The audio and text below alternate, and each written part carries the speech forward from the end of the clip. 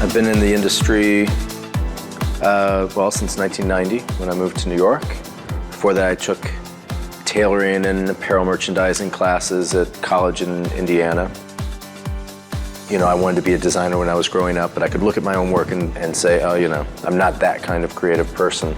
But I took tailoring classes and pattern drafting and all of that so I can appreciate the craft of fashion. And for me, that's what's much more interesting as opposed to the status that a bag can give you, the status that going to the right party can give you.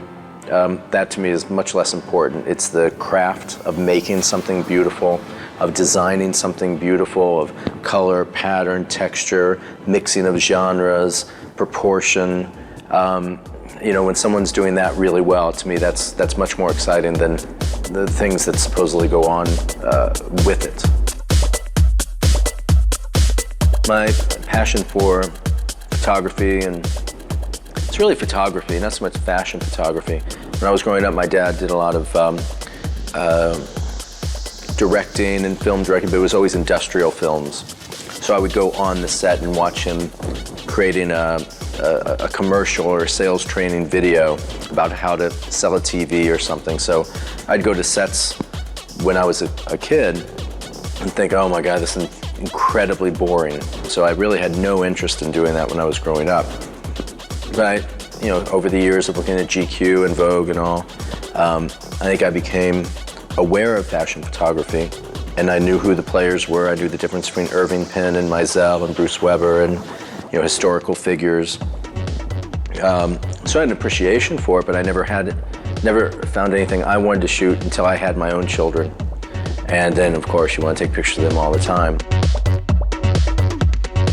I like to shoot, you know, I like being outside. I like playing with natural light. I like walking around. If I'm seeing something great, if I'm not, I go shopping or whatever. It's a great lifestyle. I love the lifestyle. And somehow it's just worked out that I've been able to make a career out of it. I got into blogging really, you know, kind of by chance. You know, I was familiar with blogs. When I started my blog, blogs were around and they were making news, but nobody was making money on it. And they were very text-heavy blogs. They weren't really visual blogs like what I was doing. And, but you know, I was able to look at this. I had seen a blog that I liked. It was an interior design blog. And I started looking through and I thought it was so cool, you know, that she was able to put these comments up and she'd put a few pictures up. It was in interior design and she'd talk about a product and she would get like 30 comments.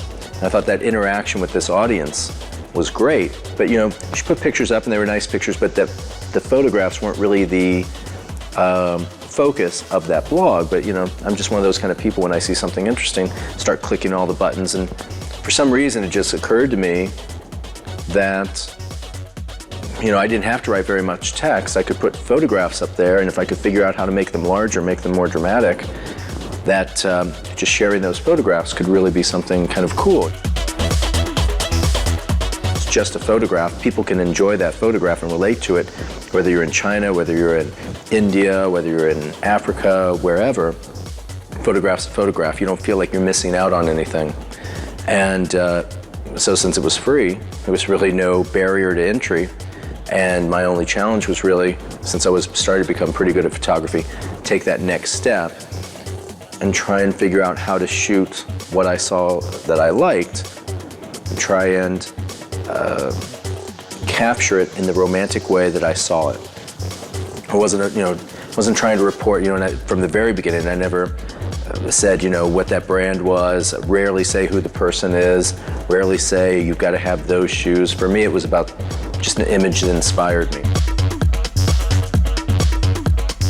Well, the difference between street fashion and what designers create is, you know, not a huge amount. You know, it's a big circle, and one influences the other. You know, in both ways. You know, I've done a lot of interviews lately, and people say, well, you know, the street is the new fashion, and that's ruling fashion. You know, I don't think it is. I mean, it's always been that way. Nothing has changed.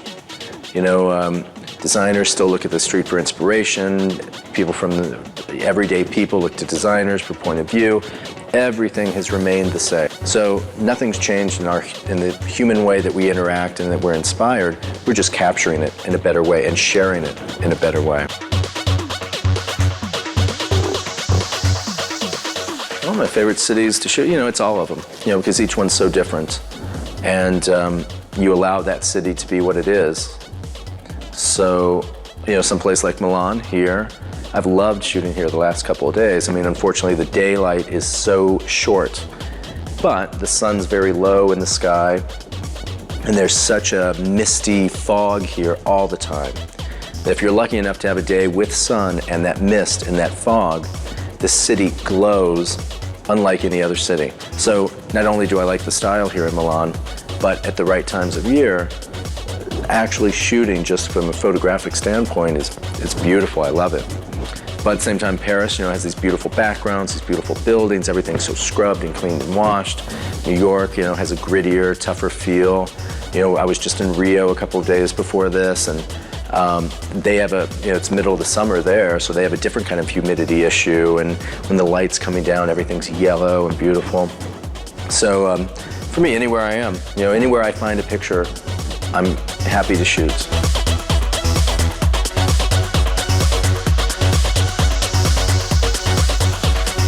So my challenge for myself is to start going to new places and not just typical fashion capitals. I want to go to Rajasthan, I want to go to Peru or Buenos Aires, or places that are known for having a unique national costume. For me, it's really about going to those different places. I'll be very happy if I can look back at a catalog of my work 40 years from now and see a real wide snapshot of people at this time, not just fashion editors, but fashion editors, everyday people, rich people, poor people, Asian, white, black, whatever.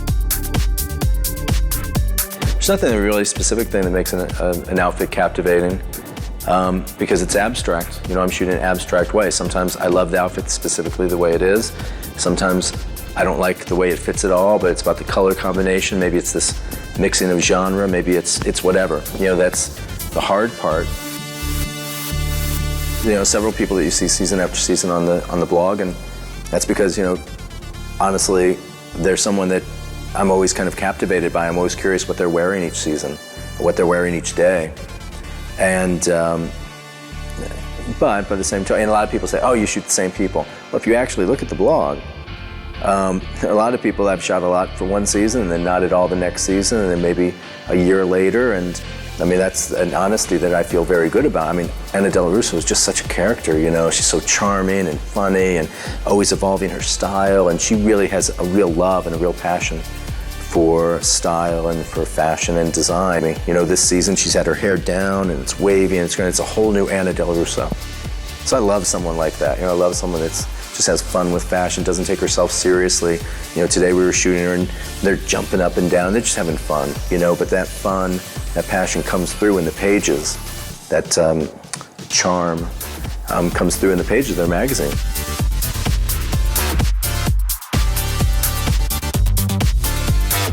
Doing a book is a dream, that's what you want to do, to hold photographs. One of the things I realized is, when I was working on the book, it's the first time I've held a lot of these photographs. I take them digitally, I put them on the internet, and a lot of these I've never held in my hands.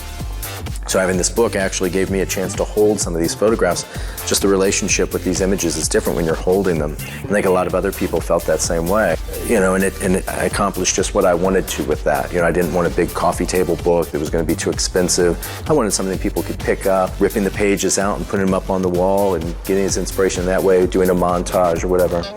And that's what I wanted. I love fashion, so for me it's something that influence and what it means to me can be two totally different things. I love Dries Van Noten. I think he's brilliant in terms of true design, color and pattern, texture, proportion, all that stuff that I talk about. You still have to respect people, Balenciaga and Lanvin and, Marc Jacobs. I think Marc Jacobs is genius. He'll end up becoming the most important designer America has ever produced. For what he means for men's and women's. Tom Ford is close, but I don't think he's done it quite to that level that Marc has done now, not only head-to-head for the same amount of years, but Marc has also been able to do it at a super high level between Louis Vuitton, signature Marc Jacobs, but also to be able to to do mark by mark and to have a whole store full of little cheap accessories that are fun and has made it so open to so many people.